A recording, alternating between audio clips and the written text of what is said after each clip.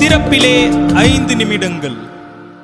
கிறிஸ்துவுக்குள் மிகவும் பிரியமான என் அன்பு சகோதர சகோதரிகளை, திறப்பிலே 5 நிமிடங்கள் என்கிற இந்த ஜெப நேரத்தில் என் அன்பு சகோதர சகோதரிகள் உங்கள் அனைவரோடு கூட இணைந்து ஜெபிக்க கர்த்தர் பாராட்டின கிருபைக்காக ஆண்டவருக்கு நன்றி செலுத்துகிறேன்.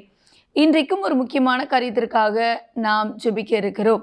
மத்திய கிழக்கில் மீண்டும் நிலவி வருகிற போர் பதற்றம், ஈரான் தொடர்ந்து தாக்குதலை நடத்தி வருகிற வழியினாலே அங்கு அசாதாரண சூழ்நிலை நிலவி வருகிறது.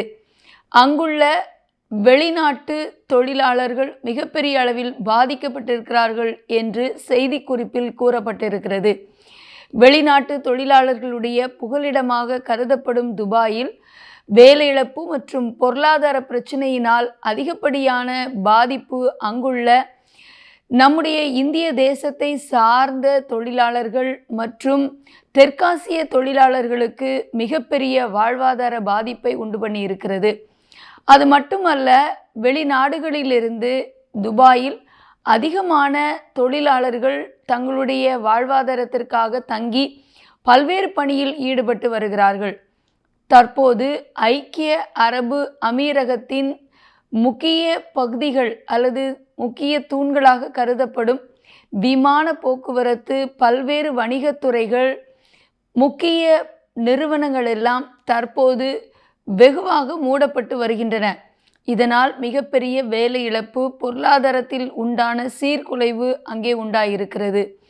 பல வணிக நிறுவனங்கள் மூடப்பட்டபடியினாலே இந்தியர்கள் உட்பட வெளிநாட்டு தொழிலாளர்கள் அதிக அளவிலே பாதிக்கப்பட்டு தங்களுடைய அடிப்படை தேவை கூட சந்திக்கப்பட முடியாமல் அங்கிருந்து வெளியேறும் கட்டாயத்திற்குள்ளாக்கப்பட்டு இருக்கிறார்கள் என்று கூறப்பட்டிருக்கிறது.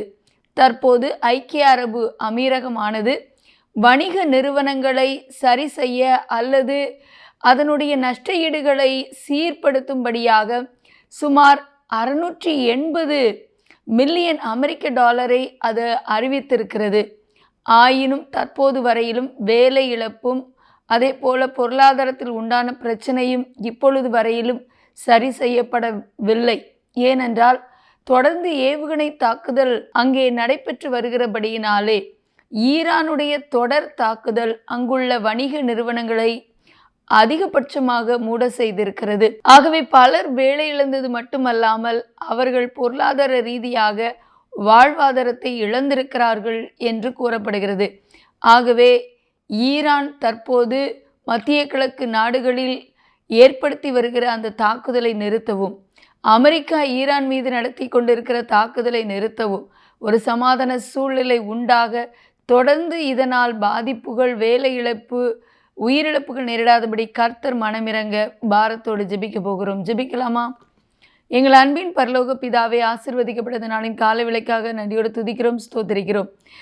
தொடர்ந்து ஈரான் மத்திய கிழக்கு நாடுகளில் நடத்தி வருகிற தாக்குதலினாலே அங்குள்ள ஆண்டவரே இந்தியர்கள், இந்திய தொழிலாளர்கள், வெளிநாட்டு தொழிலாளர்கள் அதிக அளவில் தங்களுடைய வேலையினை இழந்து பொருளாதார ரீதியாக பாதிக்கப்பட்டு வாழ்வாதாரத்திற்காக கலங்கி கொண்டிருக்கிறதை நாங்கள் பார்க்க முடிகிறதப்பா.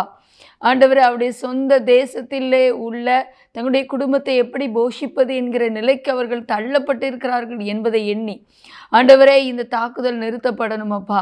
இயல்பு நிலைக்கு மக்கள் திரும்ப வேண்டும். அமெரிக்காவும் தன்னுடைய தாக்குதலை ஈரான் மீது தொடர்ந்து நடத்துவதை நிறுத்த நாங்கள் ஜெபிக்கிறோம். எங்களோடு ஜெபத்தில் நின்றிருக்கிற எல்லா சகோதரர்களையும் ஆசீர்வதிங்க. இயேசுவின் நாமத்தில் பிதாவே, ஆமேன். தொடர்ந்து ஜெபியுங்கள். கர்த்தர் தாமே உங்களை ஆசீர்வதிப்பாராக. ஆமேன்.